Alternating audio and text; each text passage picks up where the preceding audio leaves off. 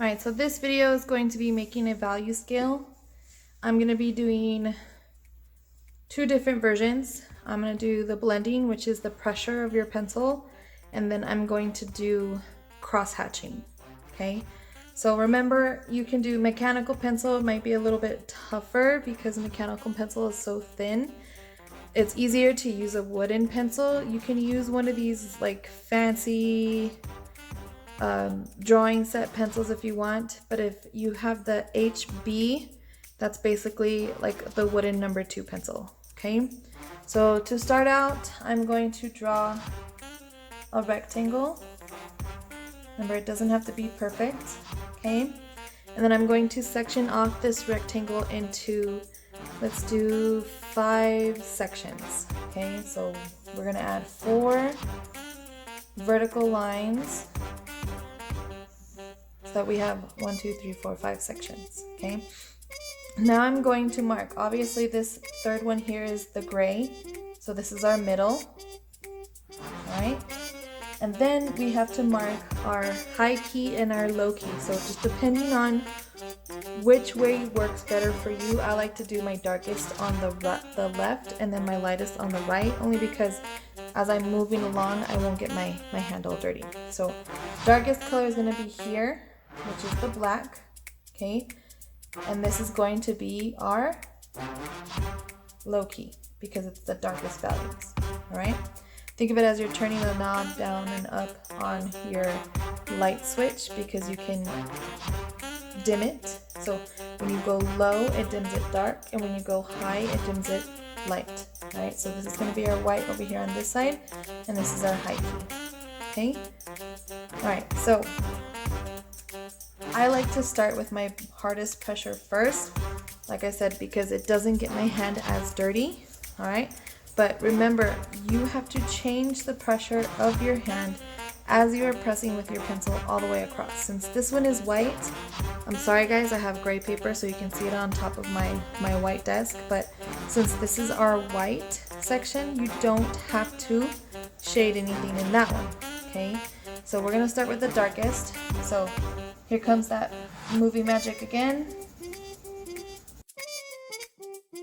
Okay, so notice inside my one box, we actually have different values of shading because my pencil overlapped in this one section.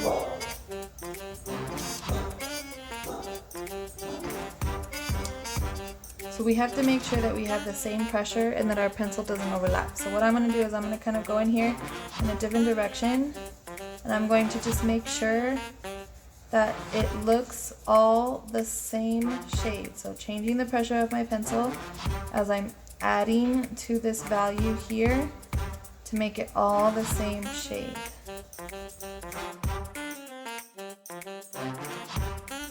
So now I'm going to do the next shade.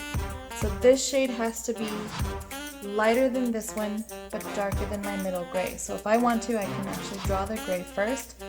I'm actually going to move my hand up my pencil towards the end, because the closer I am to the front, the harder my pressure is going to be. So the farther away from the pencil lead, the lighter it's going to be. So I'm going to kind of move it up just a little bit, and I'm actually going to move in a motion that draws my pressure up and down. So as you can see, I'm not moving my entire arm, I'm just moving my fingers. So my wrist stays in place so that the pressure stays the same, and all I'm doing is I am shading up and down through my square. This one I'll move a little bit forward. Remember, lighter than the one before it, darker than the one behind it.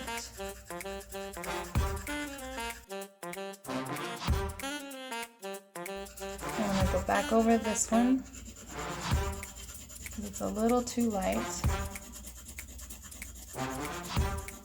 There.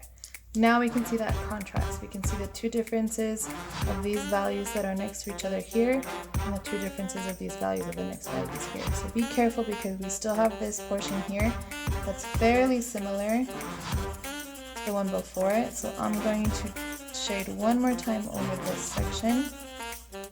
Okay.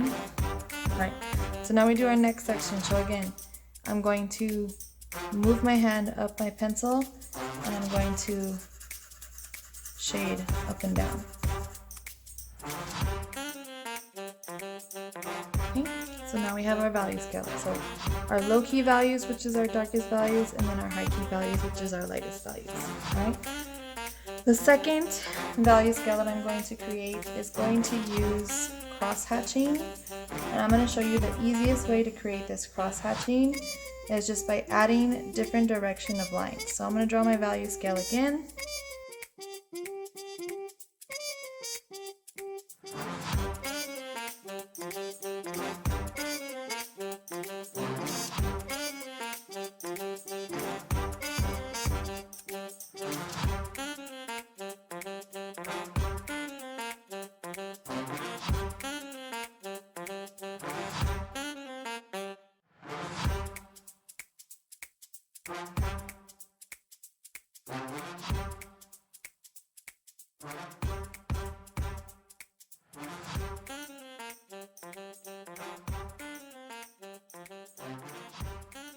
Okay, and there's our two value scales. The first one is blending, the second one is cross-hatching.